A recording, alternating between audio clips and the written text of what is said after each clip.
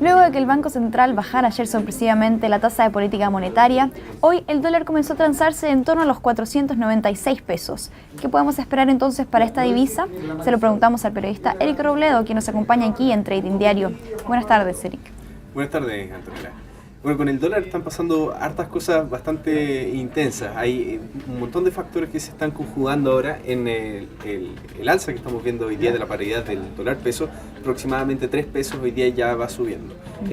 Como tú decías, la principal es la baja en la tasa política monetaria, lo que devuelve un poco los niveles que habíamos visto ayer del dólar peso, que estaban en su nivel mínimo en los últimos 4 meses, y hoy día rápidamente esta tendencia en el corto plazo se está devolviendo, principalmente porque existe un menor diferencial de tasas ahora en relación a la tasa que tenemos en Chile ahora, que está en 4,75% versus la tasa de Estados Unidos, que sigue en los niveles mínimos históricos.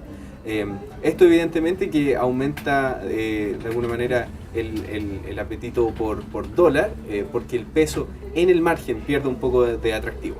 Por otro lado, lo que nos dicen hoy día los analistas de Capital FX es que esta alza en el dólar podría haber sido más agresiva, pero no lo fue, porque el dólar en el mundo, frente al resto de las divisas que hay en otros países, está bastante bajo, está débil. Y se mantiene débil principalmente porque en Estados Unidos, recordemos que asumió hace muy poco, hace muy poco el nombramiento de Janet Yellen como la nueva jefa, chairwoman, diríamos, de la Reserva Federal.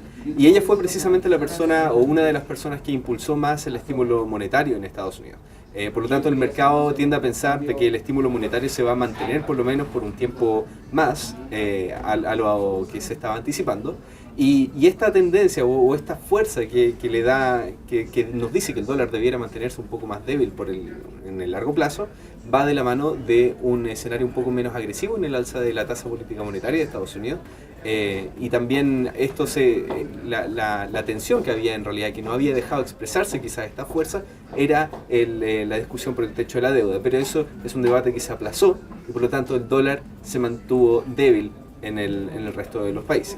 La otra tendencia que está jugando en el dólar en estos momentos son los datos de China que vimos ayer en la noche, que son de la producción industrial y del PIB. Principalmente el tema del PIB ha sido bien fuerte porque también está impulsando un poco a la cotización del cobre al alza, y justamente cuando el cobre transa al alza, la paridad dólar-peso retrocede un poco, aunque el alza tampoco es tan agresiva, es de un 0,9% más o menos.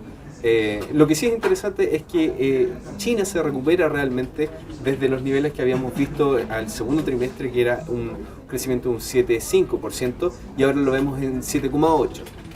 Lo que está en línea efectivamente con las expectativas del consenso de los analistas, que esperaban efectivamente este 7,8, pero que justamente en las entregas anteriores, en las dos anteriores de los trimestres, había estado por debajo de las expectativas. Por lo tanto, igual es una fuerza alcista para el cobre y bajista que contrarresta esta fuerza de la baja en la TPM, que debiera haber hecho subir al cobre probablemente hasta los niveles de 500 pesos.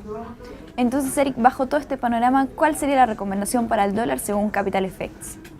Lo que nos dicen en Capital FX es que para hacer una buena compra en estos momentos debiéramos esperar quizá una pequeña corrección hasta niveles de los 490 pesos, que eran niveles bastante fuertes en cuanto al soporte que podía tener la paridad.